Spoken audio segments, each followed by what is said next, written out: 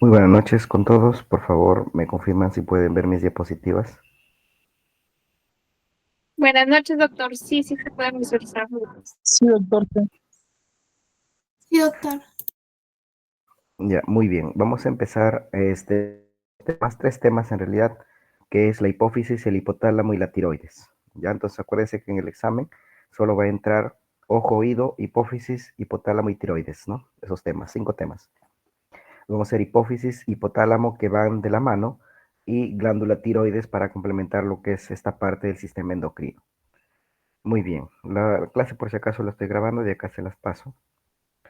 Muy bien, entonces una de las glándulas más importantes que tenemos dentro del sistema endocrino, acuérdense que el sistema endocrino es el sistema que se encarga de mantener la homeostasis del medio interno, ¿ya? Homeostasis significa equilibrio, gracias a la formación de unas sustancias químicas conocidas como hormonas. Estas hormonas son mediadores químicos que mantienen el equilibrio corporal. La función de los órganos se hace gracias a este sistema endocrino, ¿no? Gobernado por dos glándulas más importantes. Una de ellas es la hipófisis y la otra viene a ser el hipotálamo. Entonces hablaremos en primer lugar de esta glándula maestra del sistema endocrino llamada hipófisis, ¿no? Una glándula que nosotros lo encontramos detrás, lo que es del quiasma óptico, ¿no? Detrás del quiasma óptico y debajo del diencéfalo y del tercer ventrículo, ¿ya? Apoyado sobre un hueso que es el esfenoides, ¿no? El esfenoides ya sabemos que tiene varias partes, dentro de ellas tiene una depresión en el cuerpo que se llama la scia turca, que es donde nosotros lo encontramos alojada. A la glándula hipófisis también se le llama la glándula pituitaria, por si acaso. ¿Ya? Tiene ese nombre, puede llamarse hipófisis o glándula pituitaria. En el adulto puede medir 12 a 15 milímetros, en sentido de atrás hacia adelante 8 milímetros, en forma vertical 6 milímetros y pesa aproximadamente 0 o 55 gramos. Es pequeña realmente, ¿no?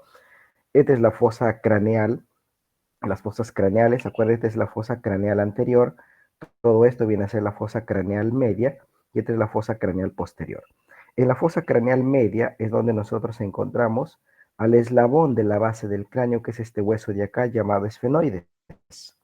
¿Ya? El hueso esfenoides es un hueso irregular que tiene la forma de un murciélago con las alas abiertas y tiene partes importantes, ¿no? Y se ubica en la fosa craneal media, teniendo lo que es su ala menor, toda su ala mayor y su cuerpo. Dentro de su cuerpo tiene la apófisis clinoides anteriores, las apófisis clinoides posteriores y el fondo se llama la scia turca.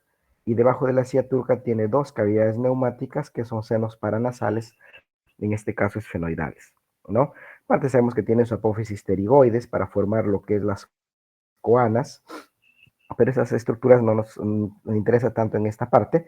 Lo que nos importa a nosotros ubicar acá es el cuerpo del esfenoides, que es donde se ubica esta glándula llamada hipófisis, apoyada sobre esta depresión que es la scia turca, ¿ya? La scia turca. Entonces, la glándula hipófisis es una glándula que está separada de la base del cráneo por una extensión de dura madre que forma en realidad lo que es el techo de esta celda, que es la celda hipofisiaria, y este techo lo forma lo que es el diafragma celar, ¿no? El diafragma celar, acuérdese, son engrosamiento de la paquimeninge o también llamada dura madre. Muy bien. Entonces nosotros para hablar de hipófisis y sus relaciones, tenemos que hablar de la estructura que lo protege o que le engloba, ¿no? Esa estructura se conoce como la celda hipofisiaria.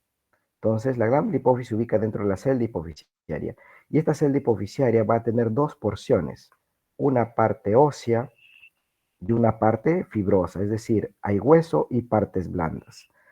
Con respecto al hueso es fácil de identificar, va a ser el esfenoides, con su silla turca y sus cuatro apófisis, dos apófisis clinoides anteriores y dos apófisis clinoides posteriores. Es así que esta parte ósea me forma tres paredes, la pared inferior o piso, ya la pared anterior y la pared posterior. Acuérdense que la celda hipofisiaria tiene seis paredes, es como si fuera lo que es un hexágono, ¿no?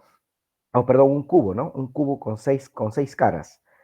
ya estas caras llamadas paredes. De las 6 paredes, 3 paredes forman parte de la parte ósea, es decir, del esfenoides. ¿Y cuáles son? La ciatur, que es uno, que forma el piso, las apófisis clinoides anteriores, que forma la pared anterior, y las apófisis clinoides posteriores, que forma la pared posterior.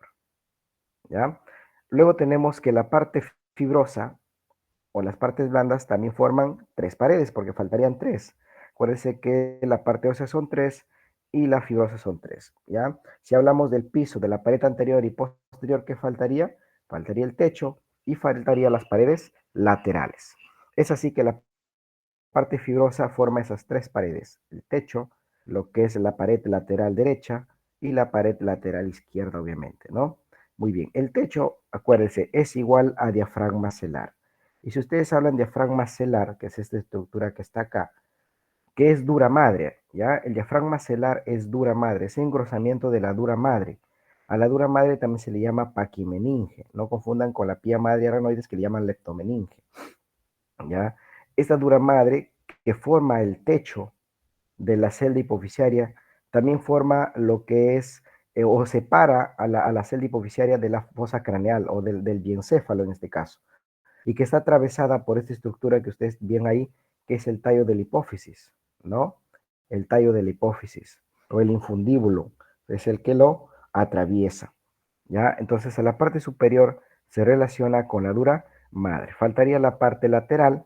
En la parte lateral, que serían las otras 2 paredes que faltan, tanto una pared lateral derecha e izquierda, es sinónimo de seno cavernoso. Pues las paredes laterales de la celda hipoficiaria son los senos cavernosos, ¿ya? Pues imagínense que yo tengo un cubo, ¿no? Con 6 paredes, ¿ya? Con 6 paredes, formando lo que es la celda hipoficiaria. Y dentro de la celda hipoficiaria está la glándula hipófisis. Apréndase bien esto porque esto es lo que siempre preguntan en el examen. Las 6 paredes de la celda hipoficiaria y quién se encuentra relacionada en cada una de ellas, ¿ya? Acuérdese: piso, silla turca; pared anterior, apófisis clinoides anteriores; pared posterior, apófisis clinoides posteriores; paredes laterales, los senos cavernosos; y el techo, el diafragma celar. Ahora, si nosotros vemos ya relaciones de esta celda más, es decir, por encima del techo, por debajo del piso, por fuera de las cavidades o de las paredes laterales, esas relaciones se llaman más allá de la celda hipoficiaria, ¿ya? Más allá de las paredes de la celda hipoficiaria. Entonces acá tenemos nosotros a la celda hipoficiaria con la glándula hipófisis y vamos a decir primero hacia arriba.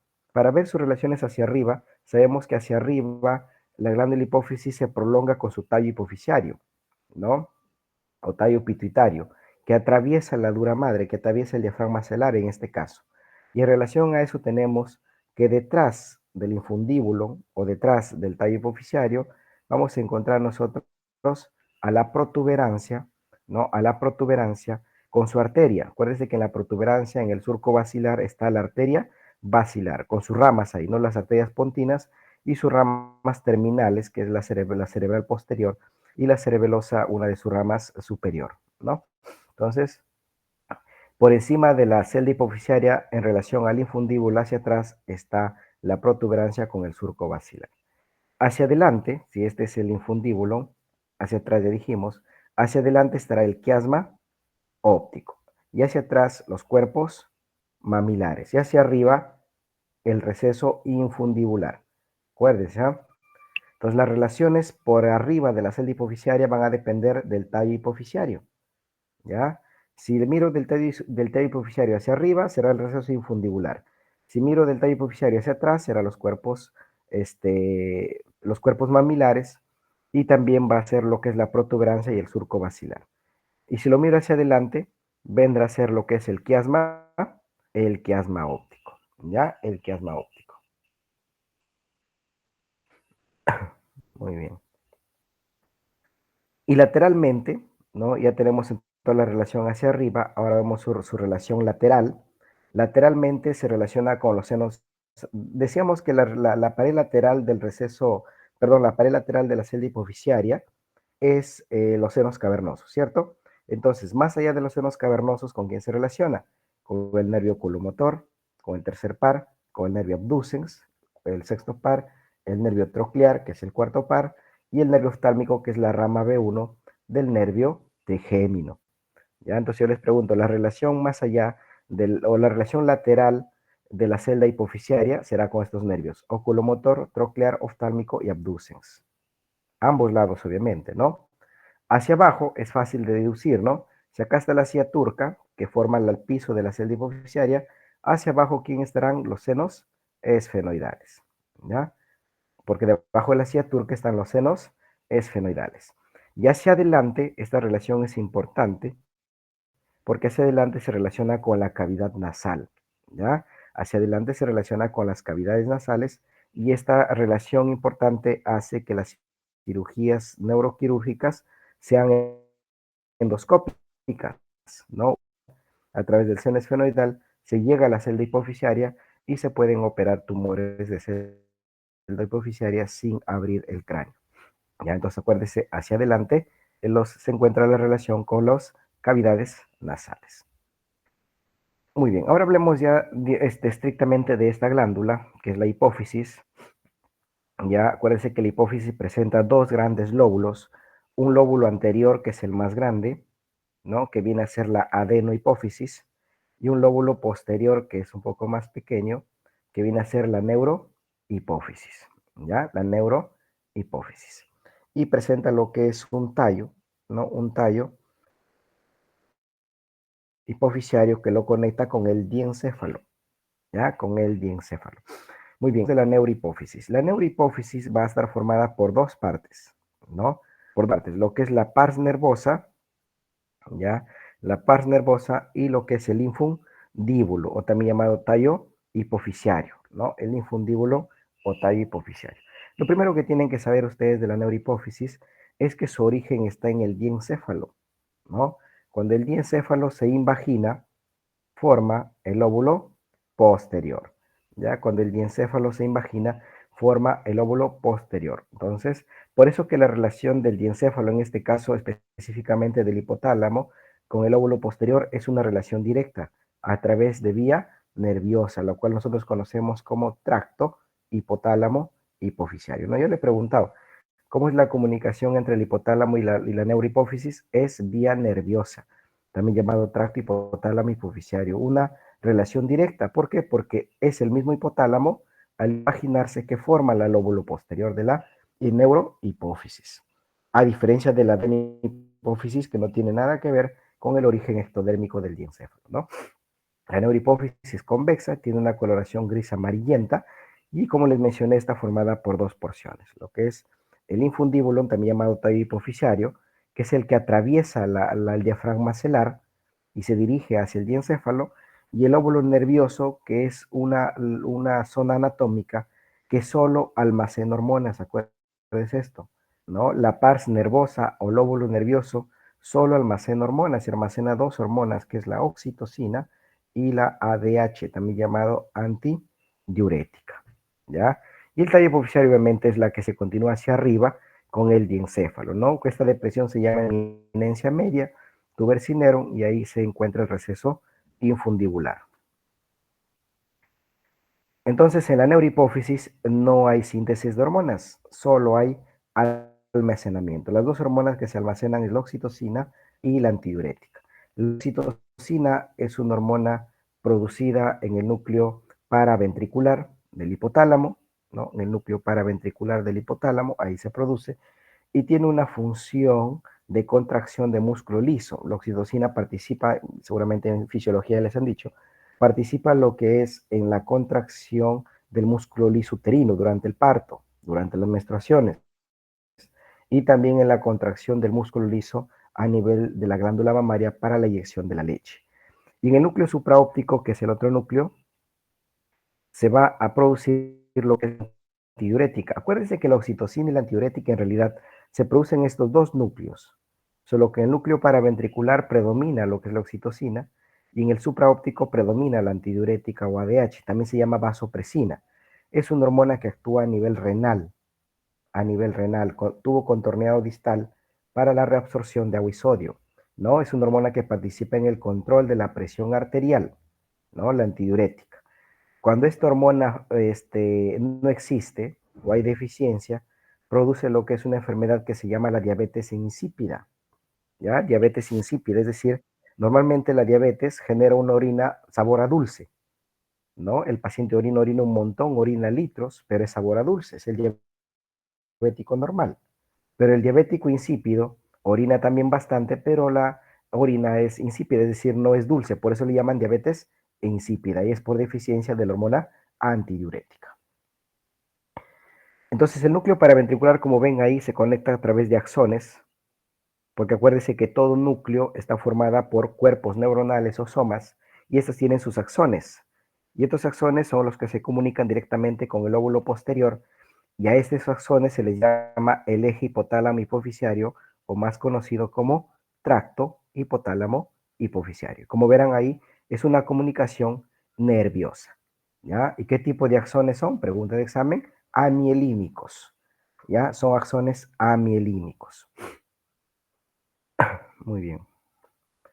La adenohipófisis, que es el lóbulo más grande de esta glándula hipófisis, ocupa la parte anterior de esta glándula y está formada por tres porciones. La porción distalis o distal, que viene a ser la de mayor tamaño, es la más grande, ¿no? Acá está la porción distalis, es la de mayor tamaño, es la más grande y es donde se secretan hormonas. Acá sí se secretan hormonas, es decir, van a producirse hormonas, ¿ya? Van a producirse hormonas. Las otras porciones tenemos a la porción intermedia, ¿no? Que sería esta, que es la que se ubica entre la neurohipófisis y la pars distalis. Es una zona realmente pequeña y que refleja el vestigio del origen de la adenohipófisis. Ya, la adenohipófisis origina lo que es en los arcos faringeos en una bolsa que se llama la bolsa de Rathke. Entonces, la bolsa de Rathke es la que da origen a la adenohipófisis y su vestigio viene a ser la pars intermedia. Es un ojo epitelial. Luego tenemos la porción tuberal, que es esta de acá, que rodea el infundíbulo, es muy vascularizada y contiene el rodeo del sistema portohipoficiario. Como se dan cuenta, la adenohipófisis o hipófisis anterior no se comunica con el hipotálamo en forma directa, no lo hace. La comunicación entre el hipotálamo y la adenohipófisis es por vía sanguínea, ¿ya? Por vía sanguínea. Y ese sistema se conoce como sistema portohipoficiario, pues, ¿no? Es una comunicación por vía sanguínea. Muy bien, entonces la porción intermedia mencionábamos es una hoja epitelial delgada, se encuentra entre la pars nervosa y la pars distalis y viene a ser el vestigio de la bolsa de Rathke, que es la que da origen a la adenohipófisis, ¿ya?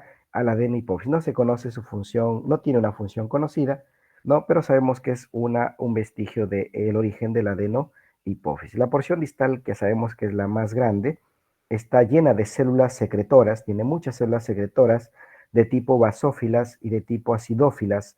Es ricamente vascularizada, ¿ya? Acá se encuentra el plexo secundario, ¿no? Vascular secundario. Se encuentra delante de la pars intermedia y debajo de la pars tuberalis, y su función viene a ser producir hormonas hipofisiarias, ¿no? Por la estimulación del hipotálamo, ¿no? Acuérdense que todo el sistema endocrino se inicia en el hipotálamo gracias a la presencia de un estímulo. Ante el estímulo se activa el hipotálamo y el hipotálamo envía hormonas hacia la adenohipófisis, en este caso la pars distalis, para que la pars distalis produzca otro tipo de hormonas, que ahora vamos a ver cuáles son. Y la pars tuberalis, que es la que rodea el infundíbulo, no tiene comunicación directa con el hipotálamo, sino lo hace a través de vía sanguínea, ya les mencioné, se encuentra debajo del receso infundibular y de la eminencia media, ¿ya? Se ubica por encima de la pars ditalis y la pars nervosa y es una zona ricamente vascularizada. Entonces, les mencionaba que la adenohipófisis sí secreta hormonas. ¿Y qué pars lo hace? Lo hace la pars distalis, ¿no? La pars distalis, con dos tipos de hormonas o dos tipos de células, acidófilas y basófilas. Dentro de estas células tenemos varios tipos, como son las células somatotropas, que darán origen a la hormona del crecimiento o somatotropina, las tirotropas, que darán origen a la hormona estimulante de la tiroides, o TSH más conocida, o tirotropina, las gonadotropas, que darán origen a las dos hormonas sexuales femeninas y masculinas, que es la folícula estimulante y la hormona luteinizante. Acuérdense que estas hormonas lo produce tanto el hombre como la mujer, ¿no? En el hombre actuarán en los testículos y en la mujer actuarán a nivel de los ovarios. Las lactotropas, bueno, esto lo tiene solo la mujer, que producen lo que es la prolactina, ¿no? La prolactina. Y las corticotropas, que actúan a nivel de la corteza suprarrenal para producir hormonas, o las corticotropas que producen lo que es la adenocorticotropina, que va a actuar a nivel de la corteza suprarrenal, ¿ya? Suprarrenal. Entonces, este tipo de células lo encontramos en la adenohipófisis, en la pars distalis, y su función es producir hormonas. Pero todas estas células están bajo la estimulación del hipotálamo, y en el hipotálamo se llaman hormonas liberadoras, ¿no? Si es una hormona que estimula a las somatotropas, se llamará hormona liberadora de somatotropina, y así, ¿no? Hormona liberadora de tirotropina, hormona liberadora de gonadotrofina, o hormona liberadora de lactotropas, etc. ¿Ya? Entonces, la palabra hormona liberadora viene del hipotálamo. ¿Cómo está irrigada la hipófisis? La hipófisis está irrigada por dos arterias, lo que es la arteria hipoficiaria inferior y la arteria hipoficiaria superior. Ambas, acuérdese, son ramas de la carótida interna, ¿ya? Ambas son ramas de la carótida interna. El origen es lo que varía. La hipoficiaria inferior se origina a nivel de la porción cavernosa y la hipoficiaria superior se origina a nivel de la porción cerebral. La hipoficiaria superior irriga lo que es el infundíbulo, pars tuberalis y pars distalis, y la hipoficiaria inferior irriga básicamente la pars nervosa, ¿ya? Del lóbulo posterior. Entonces acuérdense, ambas son originarias de la arteria carótida interna, pero la inferior se origina de la porción cavernosa y la superior se origina de la porción cerebral. Esta es la irrigación. Tenemos acá la hipoficiaria inferior. Se origina de la arteria carótida interna en su porción cavernosa, y la arteria hipoficiaria superior, que se origina de la carótida interna también en su porción cerebral. Ya la irrigación les mencioné. La superior básicamente infundíbulo, pars tuberalis y pars distales, y la inferior básicamente la pars nervosa. La inervación de la glándula hipófisis va a depender básicamente del sistema simpático, ¿ya? Y de su eje, ¿no? De su eje, que en este caso es la comunicación con la neurohipófisis a través de la vía nerviosa que les mencioné, el tracto hipotálamo hipoficiario, que está formada por fibras o axones amielínicos, ¿ya? Amielínicos. Y la inervación simpática, que llega del plexo cervical gracias a la adhesión de los nervios a la vía arterial, en este caso a la carótida interna, para ascender hasta la adenohipófisis. Muy bien. El otro órgano importante que tenemos dentro del sistema endocrino es el hipotálamo. El hipotálamo, algunos autores lo consideran una glándula porque produce hormonas, ¿no? Hormona liberadora de tirotropina, hormona liberadora de gonadotropinas, hormona liberadora de prolactina, hormona liberadora de somatotropina, hormona liberadora de adrenocorticotropina, produce hormonas, por eso le llaman glándula. Pero también sabemos que el hipotálamo tiene funciones específicas como controlar el sueño, controlar el hambre, controlar la saciedad, controlar la temperatura, controlar lo que es las acciones de ira, etc. Entonces tiene función de sistema nervioso. Por eso otros lo consideran parte del sistema nervioso central, que en este caso pertenece al diencéfalo. No acuérdense que el diencéfalo está formado por el tálamo, hipotálamo, subtálamo, epitálamo. Entonces la definición más adecuada para hipotálamo, que viene a ser el centro integrador, ¿ya? Principal centro integrador entre el sistema nervioso y el sistema endocrino. Gracias al sistema nervioso capta que los estímulos, y por acción endocrina controla a la hipófisis. Nosotros no podríamos tener una función adecuada de la hipófisis si el hipotálamo no trabaja bien, ¿cierto? Entonces el hipotálamo se encuentra en el diencéfalo, debajo de otra estructura del diencéfalo, que es el tálamo, ¿ya? Debajo de este, y debajo también de un ventrículo que es el tercer ventrículo. Acuérdense que cuando hablamos de sistema nervioso, el tercer ventrículo lo ubicábamos nosotros en el diencéfalo.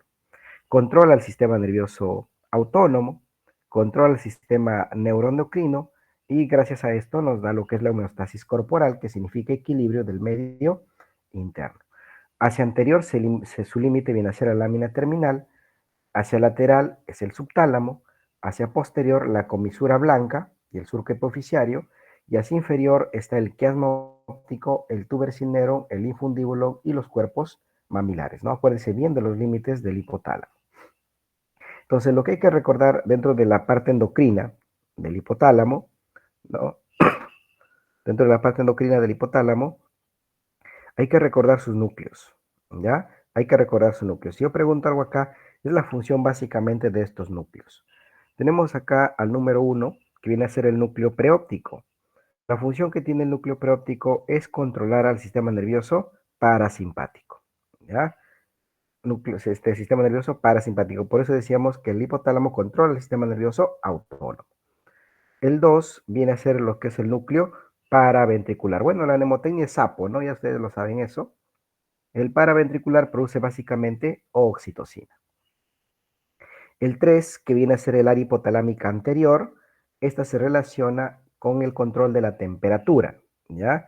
Con el control de la temperatura, en este caso con el calor, ¿ya? Este control del calor.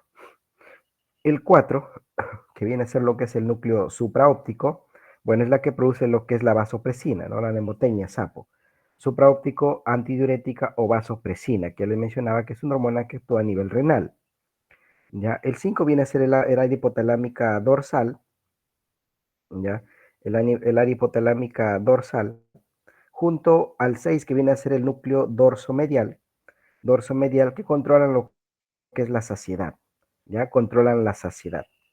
El 7 viene a ser el núcleo ventromedial, está en relación con la conducta, ¿no? Con la conducta, lo que es impulsos de agresividad sobre todo. El 8 viene a ser el área hipotalámica posterior, esta se relaciona con la temperatura, que es el control del frío, ¿ya? Y el área hipotalámica lateral, que tiene que ver con el hambre y la sed, acuérdense de eso, hambre y la sed, y el núcleo mamilar, que tiene que ver con el sistema límbico, ¿ya? Acá están las zonas de recuerdos, agradables, desagradables, todo en el núcleo, en el cuerpo mamilar, ¿ya? El cuerpo mamilar. Y otros núcleos por acá, como el arcuato, que no lo menciono, no lo veo, ¿ya? El arcuato, que tiene que ver con la síntesis de hormonas o liberadoras de gonadotrofinas, ¿ya? El arcuato puede ser eso. Un núcleo importante para el control de las hormonas sexuales masculinas y femeninas, porque la FSH y el LH son dos hormonas producidas tanto por el hombre y la mujer, obviamente, ¿no? Muy bien. Entonces, ¿cómo es la conexión entre el hipotálamo y la hipófisis? ¿No? Acuérdense acá, hay dos comunicaciones.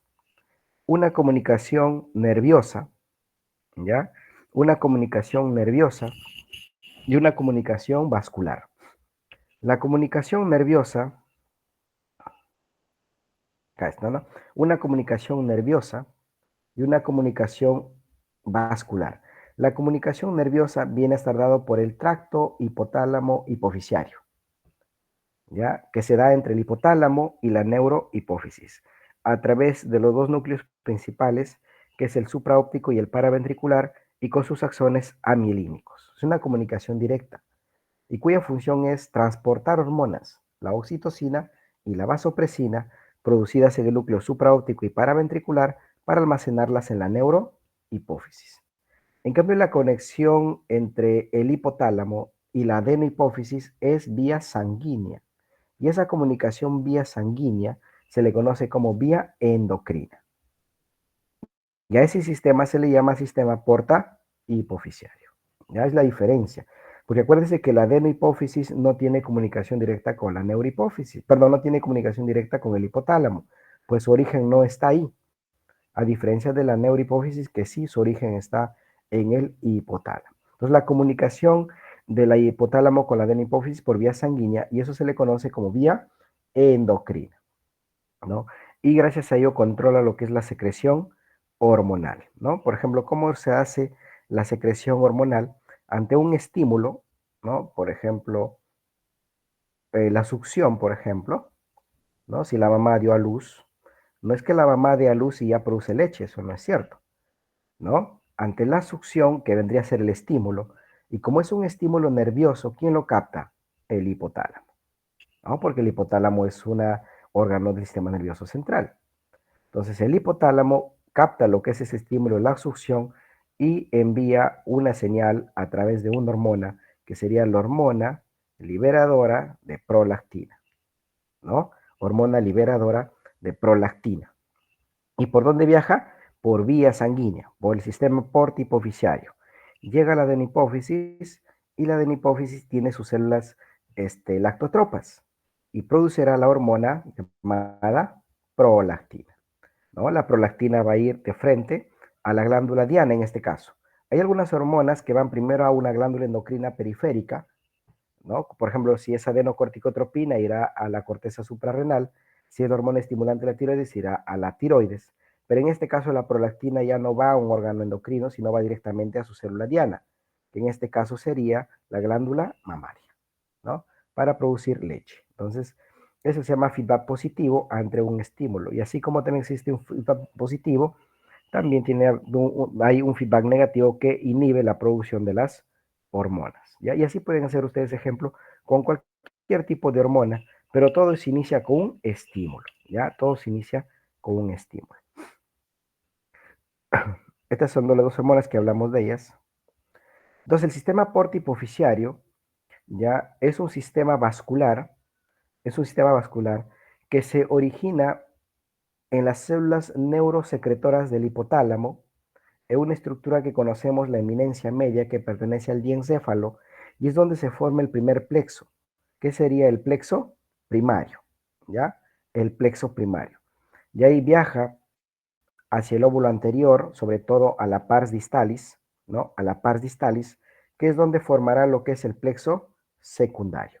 Y esas hormonas llegadas al plexo secundario estimulan a las células adenohipofisiarias para producir lo que es una hormona ya hipofisiaria que irá a actuar ya sea a una glándula endocrina o directamente a su órgano diana, ¿no?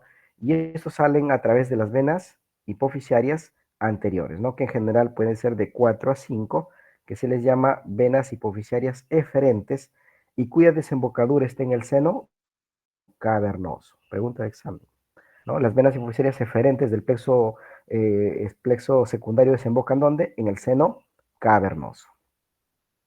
Entonces, toda esta comunicación del sistema portihipofisiario es vía sanguínea. Las hormonas se trasladan por vía sanguínea hasta encontrar su glándula endocrina en algunos casos o órgano diana en otros casos. Órgano diana significa que es donde ya va a actuar la hormona, ¿no? Donde va a actuar la hormona. Entonces decía que la adenopófisis tiene dos tipos de células, acidófilas y basófilas.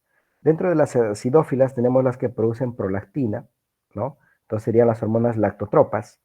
Las que producen hormonas del crecimiento, que en este caso serían las somatotropas, y las basófilas son la mayoría, donde tenemos las corticotropas que producen la CTH o adenocorticotropina, las tirotropas que producen la hormona estimulante de la tiroides, y las gonadotropas que producen lo que es la FSH y la LH, ¿ya? Ahí están las funciones de estas hormonas principales, ustedes pueden verlo y seguramente, esto no lo voy a preguntar función obviamente porque esto es anatomía, seguramente en fisiología sí les van a preguntar la función de cada hormona y qué hace en cada órgano, ¿no? ¿Qué hace, por ejemplo, el FSH en el testículo? ¿Qué hace el FSH en el ovario? ¿Qué hace la LH en el testículo? ¿Y qué hace la LH en el ovario, por ejemplo, ¿no? O qué hacen las hormonas tiroideas, etcétera. Muy bien. Y el otro tema es la tiroides. Para tiroides sus hilos no figura, así que no les voy a preguntar. Solo vamos a hacer tiroides. ¿Ya? Tiroides. Muy bien. La glándula tiroides es una glándula periférica. Es una glándula que responde a la estimulación de otra hormona, que en este caso sería la hormona estimulante de la tiroides, producida en la hipófisis, que lo acabamos de decir. No, pero acá no vamos a hablar de sus hormonas básicamente, sino vamos a hablar de su anatomía. Entonces, la glándula tiroides es una glándula que tiene la forma de una H, algunos dicen la forma de una mariposa con las alas abiertas, y que tiene tres partes principales, dos laterales llamadas lóbulos y una parte central llamada istmo o puente, ¿ya? Nosotros lo vamos a ubicar dentro del cuello o delante del cuello y se va a extender en relación a la columna vertebral desde C5 hasta T1, ¿ya? Desde C5 hasta T1. Y se ubica por detrás de los músculos del cuello, tanto los músculos superficiales del cuello como los músculos infrayoideos, que ya veremos la relación que tiene con cada uno de ellos, ¿ya? Posee una envoltura que está adherida íntimamente a la glándula, que es su cápsula interna, es de naturaleza fibrosa y se le llama cápsula verdadera, y tiene una cápsula más externa, que es la pseudocápsula o falsa cápsula, que es en realidad la fascia que envuelve a los músculos infrayoideos y que protegen también a la glándula tiroides, ¿ya? A la glándula tiroides. Tiene una coloración rosada, es friable, es lobulada y es una glándula impar, ¿ya? Una glándula impar. Se limita por debajo del cartílago tiroides y delante de los cartílagos traqueales. Muy bien, pesa más o menos 30 gramos y lo que vamos a ver es su constitución anatómica. Les decía que la glándula tiroides tiene dos lóbulos, un lóbulo derecho, un lóbulo izquierdo y un puente llamado istmo. Hablemos del istmo primero. El istmo va a presentar una cara anterior. Si tiene una cara anterior, tiene una cara posterior, tiene un borde superior y tiene un borde inferior. Lo que yo quiero que aprendan es ustedes la relación que tiene en cada una de ellas. Si hablamos de la cara anterior, se va a relacionar con los músculos infrayoideos, ¿ya? Con los músculos infrayoideos, pero acá no lo dice, pero yo les voy a decir con qué músculos son. ¿Cuáles estos dos? Es el esterno yoideo y el esterno tiroideo, ¿ya? El esterno yoideo y el esterno tiroideo son con dos músculos. Es convexo. Obviamente tiene la lámina pretraquial, porque ya les dije que la lámina pretraquial es la lámina que envuelve a los músculos infrayoideos. Y los músculos infrayoideos son el músculo esterno tiroideo y el esterno yoideo. No se olviden de eso. Si tiene una cara anterior es porque tiene una cara posterior.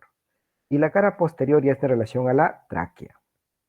¿Con qué anillos? Segundo, tercero y cuarto anillo traqueal, ¿ya? Ahora veamos sus bordes. Tiene un borde superior y un borde inferior. Si hablamos del borde superior, este se relaciona con el origen de un tercer lóbulo, que es el lóbulo piramidal. Miren, el borde superior es el lóbulo piramidal, o también llamada pirámide de Lalloway, que está en un 30 a 40% de las personas, es decir, es inconstante, no siempre va a estar presente, ¿ya? Entonces, si les hago la pregunta de qué borde o de qué borde del istmo nace el lóbulo piramidal, es borde superior, ¿ya? Del borde superior. Y el borde inferior, que sería este de acá, el borde inferior, está en relación con el origen de las venas tiroideas inferiores. Es la respuesta, ¿ya? Venas tiroideas inferiores. Sabemos que las venas tiroideas inferiores desembocan principalmente en la vena brachiocefálica izquierda. Muy bien, ahora hablemos de los lóbulos, ¿ya? De los lóbulos. Los lóbulos tiroideos van a presentar tres caras, ¿ya? Tres caras.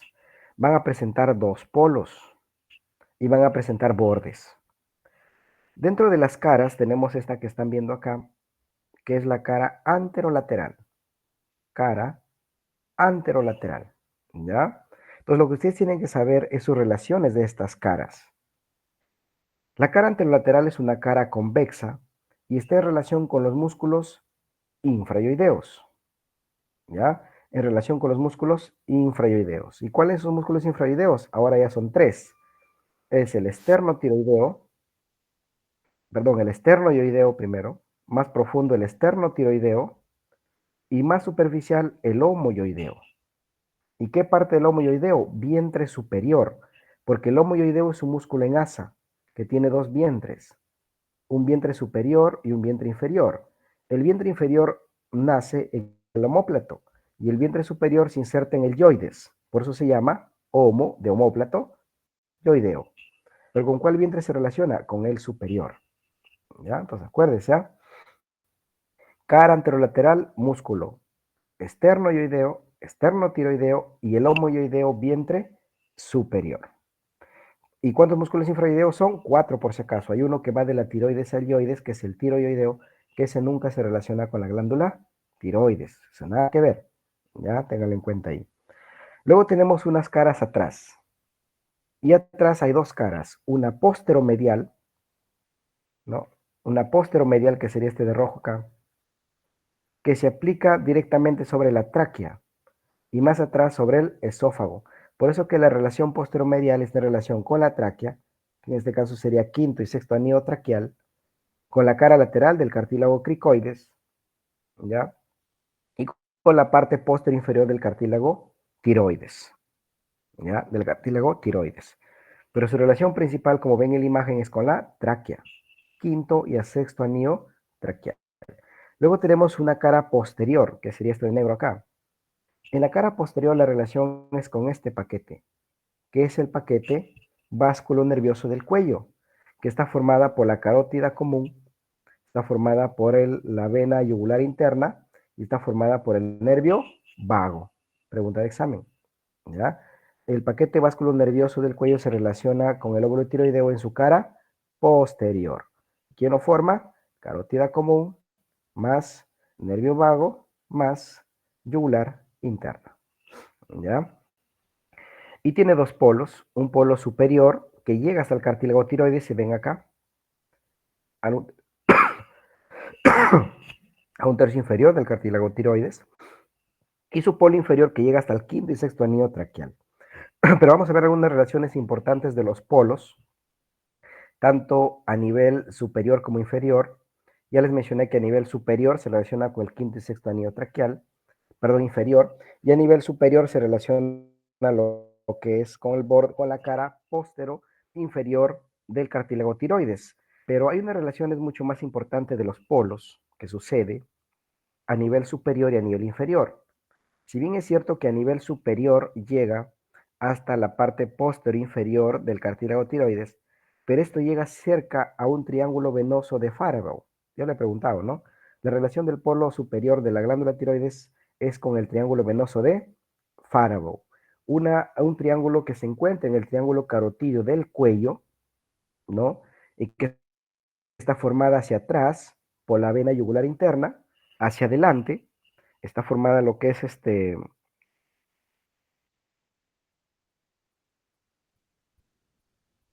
perdón, disculpa.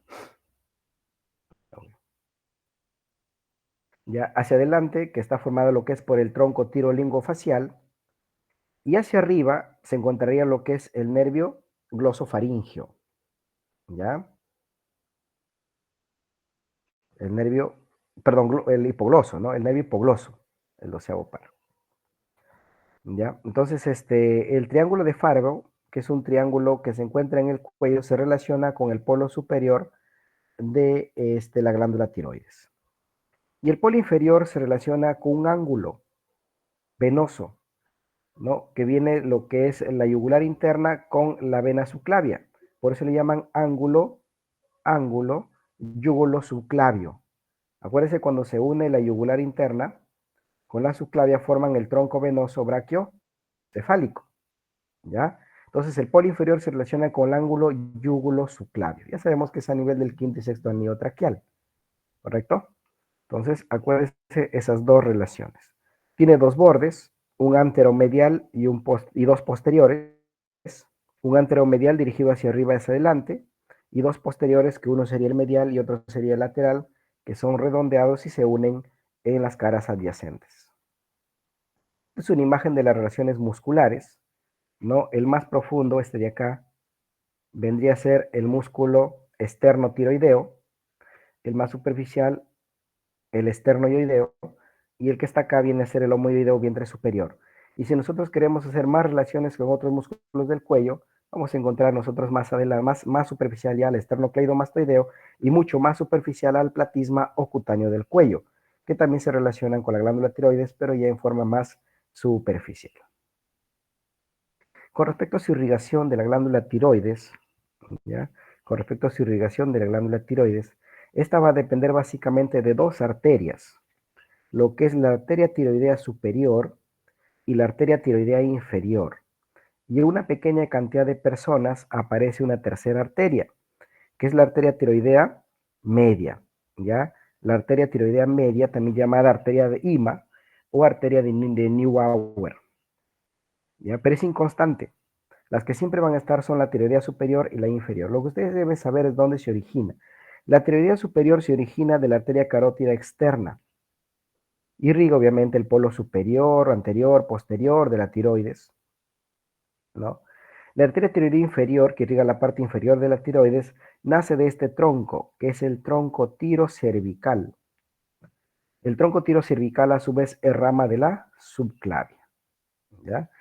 Solo para que sepan, el tronco tirocervical tiene tres ramas, que es la cervical transversa, que es la supraescapular y la tiroidea inferior, ¿ya? Entonces la tiroidea inferior es rama del tronco tirocervical y el tronco cervical a su vez es rama de la subclavia. Y la tercera arteria que irriga básicamente el istmo y cuando está presente en más del 50%, dicen algunas bibliografías, otros dicen más, proviene del tronco arterial brachiocefálico, ¿ya? Tronco arterial brachiocefálico. Pero también puede provenir de la carótida común y también puede provenir de la subclavia. Entonces, y del callado, ¿no? En segundo lugar, creo que es el callado. En primer lugar es el tronco arterial brachiocefálico, segundo es el callado y luego viene la carótida común y la subclavia. Entonces puede originarse en cualquiera de sus niveles, pero lo más frecuente es que sea el tronco arterial brachiocefálico. Pregunta de examen, ¿eh? ¿Ya? Es que ya les he preguntado, ¿no? Cuando la arteria Imo-Neubauer está presente, esta proviene en su principal porcentaje de el tronco arterial brachiocefálico. Segundo, callado de la aorta. Y tercero, carótida común. Y cuarto, ya subclavia. ¿Ya? Eso es la arteria Ima-Neubauer o arteria tiroidea media. Con respecto al drenaje venoso, ¿no? La tiroides tiene tres venas. La vena tiroidea superior, la vena tiroidea media y la vena tiroidea inferior. Acá tengan muy en cuenta la desembocadura. Las arterias tiroideas medias, perdón, las venas tiroideas medias, ahí no hay problema. Siempre desembocan en la vena yugular interna. Siempre. ¿Ya? Las venas tiroideas medias. Lo que no sucede con la vena tiroidea superior, que lo puede hacer directamente, como están viendo en la imagen, en la vena yugular interna, o lo puede hacer a través de un tronco, que está formada por tres ramas, que es el tronco tiro-lingo-facial. Y este tronco desemboca en la yugular interna. El tronco tiro-lingo-facial, su nombre lo dice, está formada por la tiroidea superior, ¿ya? La vena lingual y la vena facial. Por eso se llama tronco tiro-lingo-facial. Y la forma más común de que la vena tiroidea superior desemboque en la yugular interna no es directo, es a través del tronco tiro-lingo-facial. Entonces, en la mayoría de disecciones anatómicas que se ha hecho, se ha encontrado que la tiroidea superior desemboca a través del tronco tiro-lingo-facial junto a la vena facial, a la vena lingual, hacia la vena yugular interna. En cambio, la vena yugular media siempre lo hace directo a la vena yugular interna. Y las tiroideas inferiores, que en algunos casos pueden desembocar en la vena yugular interna, pero la gran mayoría de veces lo hace en la vena brachiocefálica izquierda. Pregunta de examen, ¿eh? Las venas tiroideas inferiores, su desembocadura más común es en la vena brachiocefálica izquierda. Pero aunque también algunas, ustedes ven algunas imágenes, no lo tengo acá. Por ejemplo, acá, miren, la vena tiroidea inferior, ¿dónde está desembocando? En la yugular interna, ¿no? La inferior. Y la otra está desembocando en el tronco venoso brachiocefálico, izquierdo. Pero lo más frecuente es que sea así, que desemboquen en la vena brachiocefálica izquierda. Los ganglios, hay múltiples grupos ganglionares a nivel del cuello, donde desemboca lo que es la tiroides.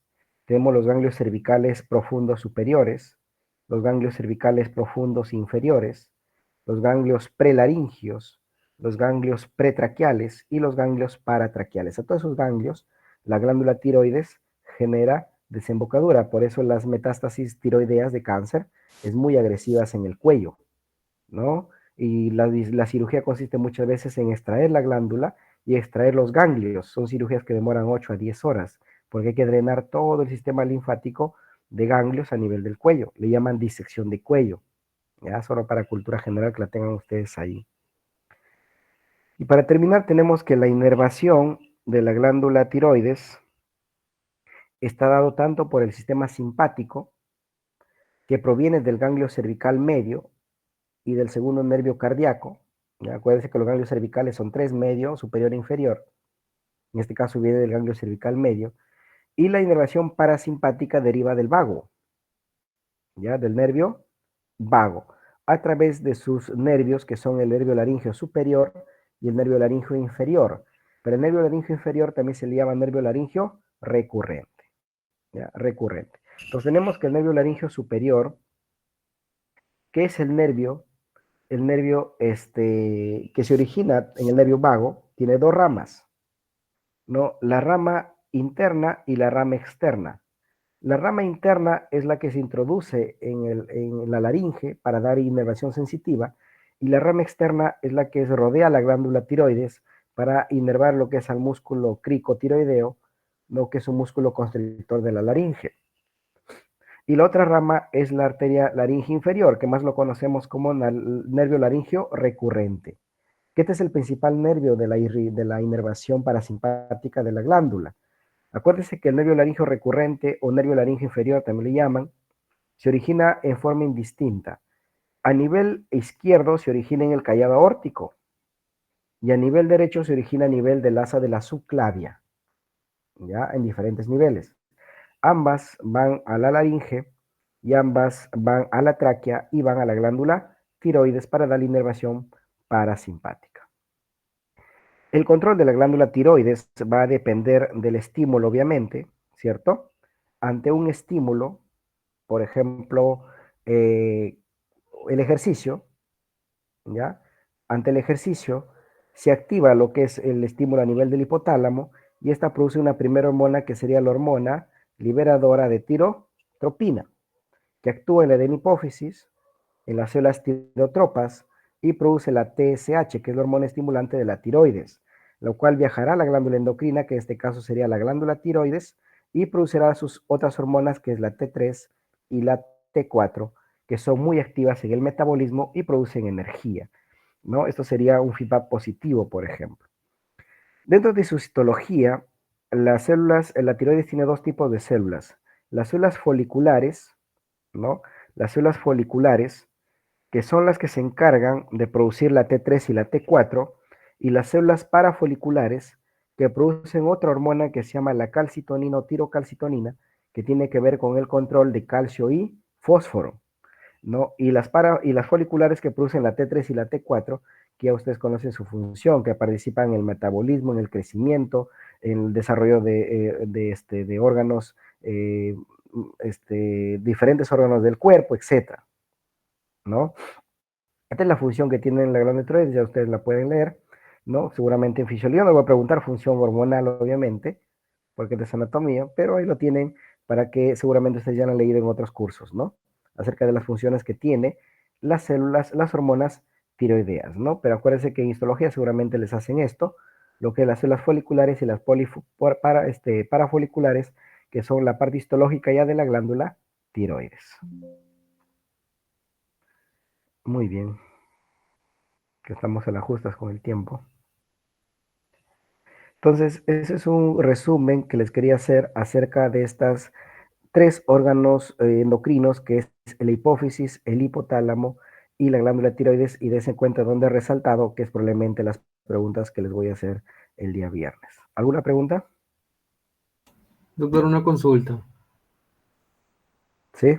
Disculpe, ¿usted cómo toma el funcionamiento del núcleo ventromedial y dorsomedial? ¿El dorso medial y el ventromedial te refieres? Sí, porque mencionó que el dorso medial es el centro de la saciedad, mencionó usted, creo. Sí, sí, así es.